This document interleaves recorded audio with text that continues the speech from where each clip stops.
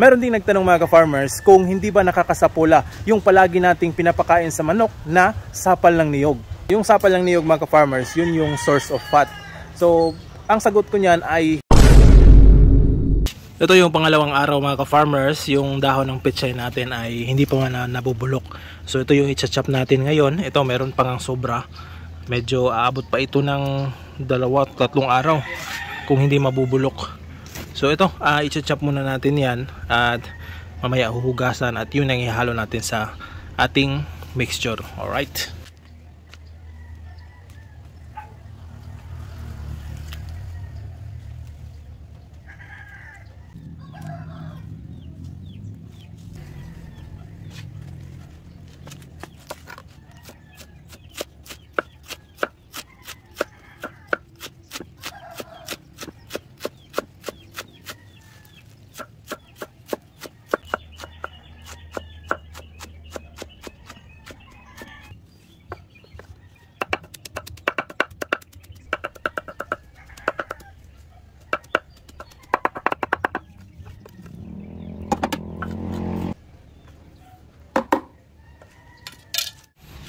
So ito mga farmers, tapos na tayong mag-chop ng mga dahon ng pechay.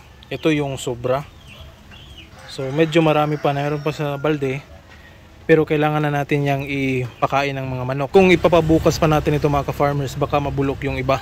So hindi na natin ito ipapabukas mga farmers dahil bukas bulok na ito. O malalata na, malalanta. So ito, huhugasan natin yung nasa balde at ipapakain natin dun sa manok natin sa free range. Alright. So ito mga farmers, umulan na naman. So kailangan na nating i-dispose itong mga dahon. So 2 araw lang ito natin dito sa atin na pinapakain yung mga manok natin. At sa mga susunod na araw ay yung Madre de Agua na naman. So by Saturday mga farmers, baka makakuha na naman tayo ng panibagong pechay, yung presko, at yun naman yung ipapakain natin. So malaking tipid dito mga ka-farmers. At kung itatanong nyo kung ayos lang ba ito ipakain sa mga manok ng walang halong feeds, susubukan natin na ibigay dito sa ating mga manok. Pero para sa akin ay ayos lang ito dahil masagana naman sa vitamina yung pechay. So mas mabuti ito mga ka-farmers kung nasa free range lang yung mga manok natin na pinapakain ito. Dahil meron silang access, kung gusto nilang kumain ay nandun lang sa gilid o sa lupa natin nilalagay. At kung sa kulungan naman kasi mga ka-farmers, yung sa loob ng isang breeding pen ay baka mangangamoy yung breeding pen natin kung hindi nila maubos. So sa free range mas mabuti dahil open siya, mabubulok lang dun, at hindi naman mangangamoy dahil makikita naman ng araw at saka yung init ng panahon. So ito, huhugasan muna natin at saka ibibigay natin doon sa manok natin sa free range. Alright?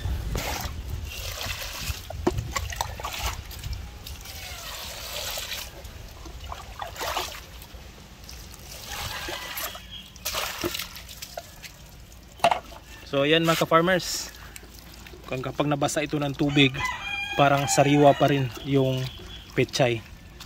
So yan, crispy pa rin kung ito ipapakain sa mga manok natin. So hugasan natin ito ng 2 beses at saka ibibigay na natin doon. Alright.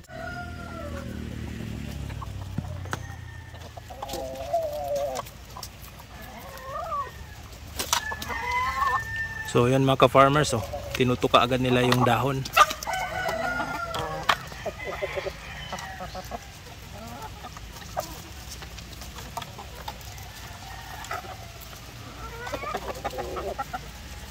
So pwede na itong ilagay dito mga ka-farmers. Bahala na silang tumuka dito mga ka-farmers. Kalaunan ay mauubos din nila yan at mabubusog sila. So kahit lang ito yung ibigay nating pagkain ngayong hapon ay pwede na. So hindi na tayo magbibigay ng additional na pagkain sa kanila. Kahit yan lang, dahil kaninang umaga nakakain naman sila. So ngayong hapon ito lang yung ipapakain natin dito.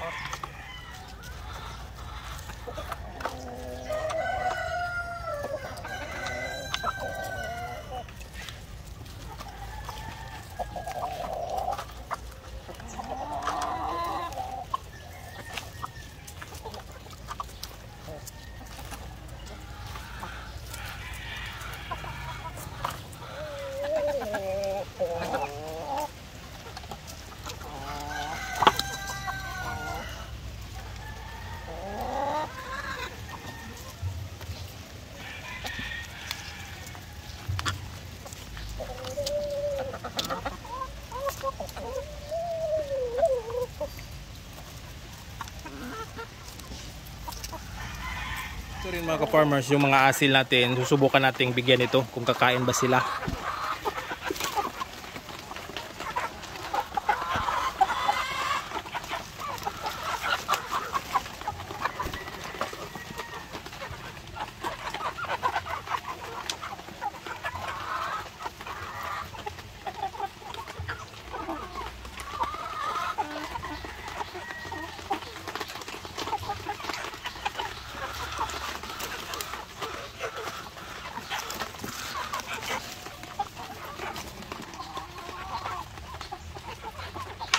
So hahayaan na natin dito yun mga ka-farmers, at mamaya babalikan natin ito kung mauubos ba nila. At kung hindi man ay ayos lang din, at least meron silang makakain dito. Wala na kasing damo dito sa loob at kailangan nila ng mga greens din sa kanilang katawan. Kaya yan, ibibigay natin sa kanila yung greens. Kayo nang bahala dyan mga manokens. Alright ladies and gentlemen. Woo! So ito, bibigyan din natin ito mga ka-farmers.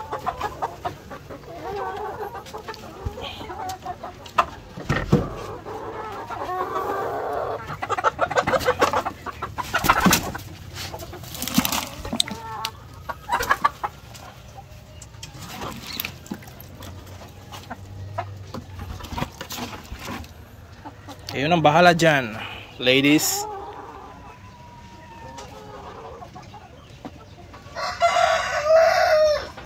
So yun, naninibago pa yan mga ka-farmers dahil hindi sanay. Pero kung masanay yung mga manok natin na kumain, ay walang problema.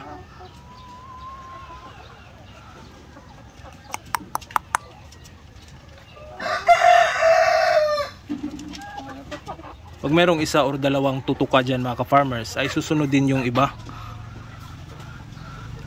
So naninibago pa talaga sila. Dahil yung usual na binibigay natin ay hinahalo natin sa feeds. Pero yan, first time nilang makakita ng pechay o mga dahon. Dahil hindi ito sila naka-try mga ka-farmers na nung bata pa sila ay naka-free range, nalagay na lang natin dito sa kulungan ng galing sila for 4 months mga ka-farmers, tapos diretso na dito. So hindi man lang sila nakakain ng damo sa kanilang 4 months na growth.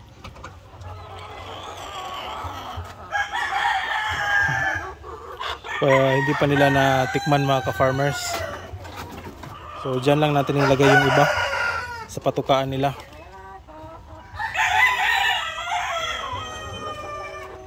Yung dito naman, yun. Kain na kayo. Kain na kayo. So ito mga ka-farmers, medyo naparami yung sapal ng niyog natin ngayon, which is okay lang naman mga ka-farmers. Okay na okay ito dahil marami tayong makukunan ng sapal ng niyog. So ito, preskong presko, bali 3 tindahan yung hiningan ko ng sapal ng niyog. Kahit paunti-unti, pakunti-kunti mga ka-farmers, pag naipon yun ay dadami din. So ito, napakarami. Tapos hahaluin natin na ito.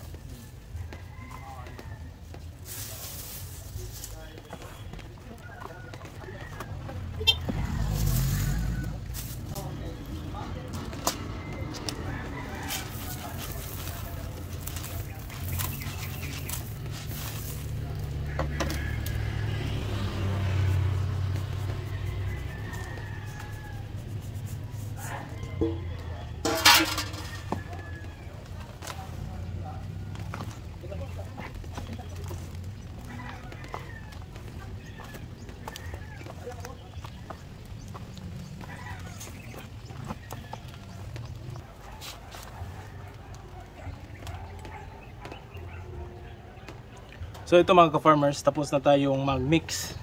Yung kulang na lang dito ay yung tubig. So ito, napakarami yung nahalo natin ngayon. So tansya ko hindi ito mauubos sa pagpapakain natin lahat ng manok.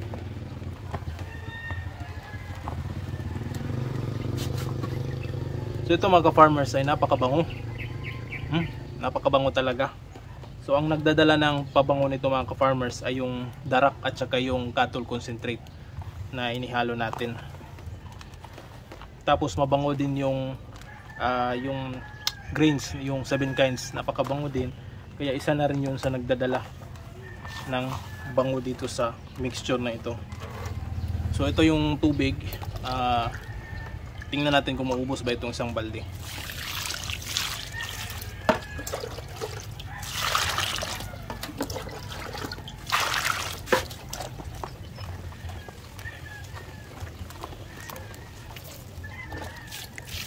So ito, tamang-tama na ito. Hindi na natin masyadong basain dahil yung panahon ngayon is tag-ulan, palaging umuulan. Kaya tamang-tama lang ito. Hindi gaanong basa. So ito na.